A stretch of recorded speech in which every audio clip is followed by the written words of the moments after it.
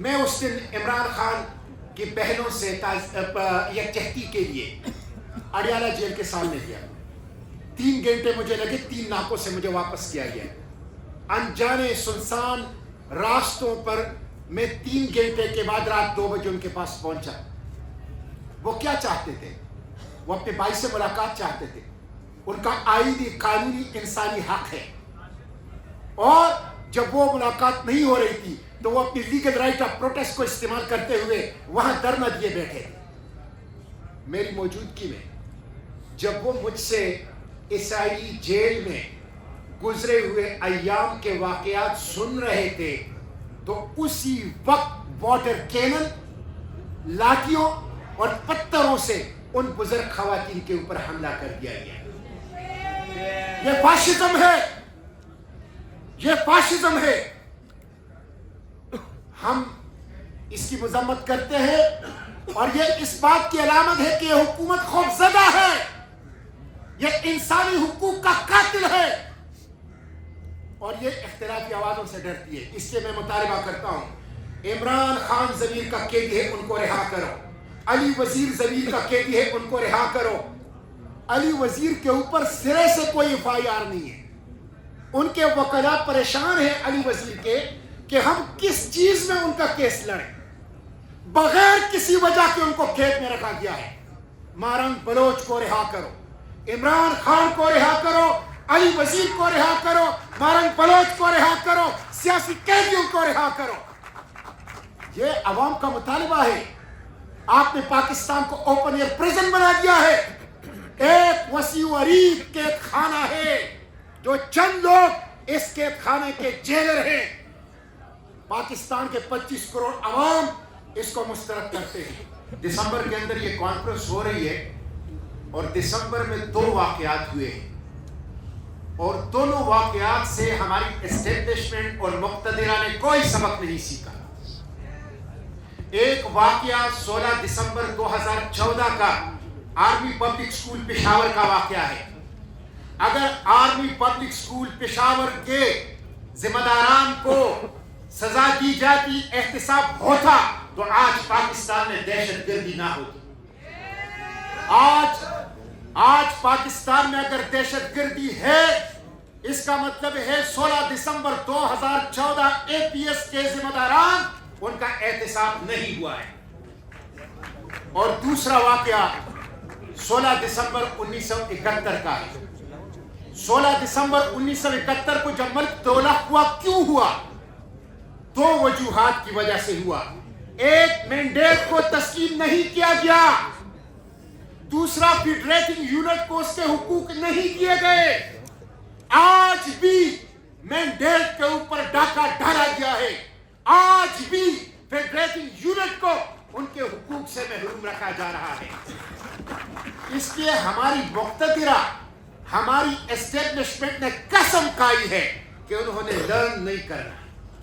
انہوں نے ماضی کے واقعات سے, سانحات سے سبق نہیں سیکھنا. میں پوچھنا چاہتا ہوں, سہراب برکت اور ان جیسے دیگر صحافی کیوں جیل میں ہیں؟ آج ایمنسٹی انٹرنیشنل آپ کے چہرے سے نقاب اتار رہی ہے. آج میڈیا کے لیے پاکستان گوانٹانامو بے بن گیا ہے. آج پریس ان چین ہے. آج اختلافی آوازوں کا گلا گونٹا جا رہا ہے, اور اس کے ساتھ صوبائی حقوق نہیں ہے. کیوں NFC نہیں دیا جا رہا؟ کیوں لوگوں کو اپنی بجلی کا خالص منافع نہیں دیا جا رہا؟ کیوں 1 کروڑ سے زائد قبائل کو ان کی مالیاتی اور آئینی حقوق نہیں دیے جا رہے؟ اور اس کے ساتھ ساتھ اس وقت ملک کی جو معیشت کی صورتحال ہے, میں اس پہ کیا تبصرہ کروں گا. خود حکومت جن سے قرض لیتی ہے IMF, اس کا رپورٹ اس کے لیے ایک چارج شیٹ ہے. IMF کے رپورٹ یہ بات بتاتی ہے کہ 6000 ارب روپے کا کرپشن ہو رہا ہے. IMF کی رپورٹ یہ بات بتاتی ہے کہ معیشت ڈوب رہی ہے.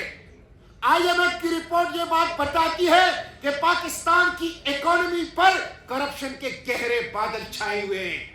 شرم آتی ہے ہمارے حکمرانوں کو؟ یہ وہ ڈونر ایجنسی بتا رہی ہے جو آپ کی معیشت کو جس نے سہارا دیا ہوا ہے، بے روزگاری ہے۔ میرے نوجوان اپنے ماں بہن کا زیور بیچ کے، ٹریکٹر بیچ کے، 5 مرلے کا گھر بیچ کے انسانی اسمگلروں کو پیسے دیتے ہیں اور سمندروں میں مچھلیوں کے خوراک بن رہے ہیں۔ اور جو قانونی راستے سے ایئرپورٹ سے جاتے ہیں ان کو آپ ایئرپورٹ پر بے عزت کر رہے ہیں، ان کے پاسپورٹ پاڑ رہے ہیں۔ یہ آپ ملک کے نوجوانوں کو کیا پیغام دے رہے ہیں؟ نہ ملک کے اندر ان کے لیے تعلیم ہے، نہ ملک کے اندر ان کے لیے روزگار ہے، نہ ملک کے لیے ان کے اندر عزت ہے، اور جب وہ باہر جاتے ہیں تو پاکستان کے ایئرپورٹ کو ان کی بے عزتی کے مراکز آپ نے بنا دیے۔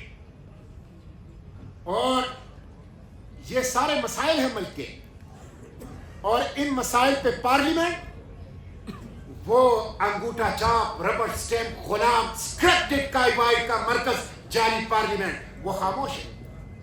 وہ اگر قانون سازی کرتی ہے تو 27ویں آئینی ترمیم کی صورت میں۔ 27ویں آئینی ترمیم کیا ہے؟ 27ویں آئینی ترمیم عدلیہ کو بے اختیار کرنا ہے، چند لوگوں کے ہاتھوں میں طاقت کا ارتکاز کرنا ہے اور استثناء دینا ہے۔ غیر آئینی، غیر شرعی، غیر اسلامی، غیر قانونی، غیر انسانی استثناء جسے پاکستانی قوم مسترد کرتی ہے۔ یہ ہے پارلیمنٹ کا کردار۔ میں اس دن عمران خان کی بہنوں سے یکجہتی کے لیے اڈیالہ جیل کے سامنے گیا۔ 3 گھنٹے مجھے لگے، 3 ناکوں سے مجھے واپس کیا گیا۔ انجانے سنسان راستوں پر میں 3 گھنٹے کے بعد رات 2 بجے ان کے پاس پہنچا۔ وہ کیا چاہتے تھے؟ وہ اپنے بھائی سے ملاقات چاہتے تھے۔ ان کا آئینی قانونی انسانی حق ہے، اور جب وہ ملاقات نہیں ہو رہی تھی تو وہ اپنی لیگل رائٹ آف پروٹیسٹ کو استعمال کرتے ہوئے وہاں دھرنا دیے بیٹھے تھے۔ میری موجودگی میں جب وہ مجھ سے اسرائیلی جیل میں گزرے ہوئے ایام کے واقعات سن رہے تھے تو اسی وقت واٹر کینن، لاٹھیوں اور پتھروں سے ان بزرگ خواتین کے اوپر حملہ کر دیا گیا۔ یہ فاشزم ہے، یہ فاشزم ہے۔ ہم اس کی مذمت کرتے ہیں، اور یہ اس بات کی علامت ہے کہ یہ حکومت خوفزدہ ہے، یہ انسانی حقوق کا قاتل ہے، اور یہ اختلافی آوازوں سے ڈرتی ہے۔ اس لیے میں مطالبہ کرتا ہوں، عمران خان ضمیر کا قیدی ہے، ان کو رہا کرو۔ علی وزیر ضمیر کا قیدی ہے، ان کو رہا کرو۔ علی وزیر کے اوپر سرے سے کوئی FIR نہیں ہے۔ ان کے وکلاء پریشان ہیں علی وزیر کے کہ ہم کس چیز میں ان کا کیس لڑیں، بغیر کسی وجہ کے ان کو قید میں رکھا گیا ہے۔ مارنگ بلوچ کو رہا کرو، عمران خان کو رہا کرو، علی وزیر کو رہا کرو، مارنگ بلوچ کو رہا کرو، سیاسی قیدیوں کو رہا کرو۔ یہ عوام کا مطالبہ ہے۔ آپ نے پاکستان کو اوپن ایئر پریزن بنا دیا ہے، ایک وسیع و عریض قید خانہ ہے جو چند لوگ اس قید خانے کے جیلر ہیں۔ پاکستان کے 25 کروڑ عوام اس کو مسترد کرتے ہیں۔ انقلاب فرانس سے سبق سیکھو، سری لنکا سے سبق سیکھو، نیپال سے سبق سیکھو، بنگلہ دیش سے سبق سیکھو۔ وہاں پبلک اپرائزنگ ہوئی، کیوں ہوئی؟ 4 چیزیں تھی، ایک جملے میں بتاتا ہوں۔ پہلی چیز یہ تھی وہاں پر کہ زبردست قسم کا معاشی بحران اور بے روزگاری، آج پاکستان اس کا سامنا کر رہا ہے۔ معاشی بحران اور بے روزگاری ہے۔ دوسری چیز، وہاں پر اشرافیہ کا قبضہ تھا۔ آج چوکیدار اور پیرادار اور چوکیدار اور پیرادار کے وفادار چند لوگ پاکستان کے مالک بن چکے ہیں۔ اشرافیہ کے نام پر بدماشیاں پاکستان کے اوپر مسلط ہے، اشرافیہ کے نام پر مافیا پاکستان کے اوپر مسلط ہے۔ یہ دوسری چیز۔ تیسری چیز، عوام کی توہین، جبر، تشدد۔ آج عوام کو جبر سے ڈیل کیا جا رہا ہے، تشدد سے ڈیل کیا جا رہا ہے، توہین کیا جا رہا ہے عوام کو۔ اور چوتھی چیز، سیاسی راستوں کی بندش۔ جب آپ میڈیا کا گلا گھونٹیں گے، جب آپ پاکستان تحریک انصاف کو اس ظلم کے خلاف लीगल राइट ऑफ प्रोटेस्ट का हक भी नहीं देंगे। जब आप अली वजीर और मारंग बलोच को गैर कानूनी तौर पर कैद और जेल के अंदर रखेंगे तो ये तौहीन है आवाम की।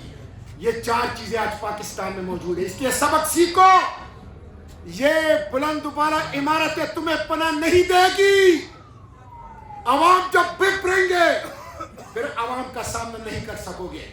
मैं अपनी बात समेटते हुए आखिरी बात ये कहूंगा, आखिरी बात इमरान खान की जो हमें सलमान अकरम राजा साहब ने बताई है उससे इत्तेफाक करता हूं। रास्ता क्या है? मुजाहिमत मुजाहिमत मुजाहिमत मुजाहिमत मुजाहिमत मुजाहिमत। सड़कों के ऊपर, चौकों के ऊपर, चौराहों के ऊपर, तालीमी इदारों में, प्रेस क्लबों में, बार एसोसिएशन में, शहरों में, गली और देहातों में इस जुल्म और फाशिज्म के खिलाफ मुजाहिमत, यही रास्ता है और कोई रास्ता नहीं है।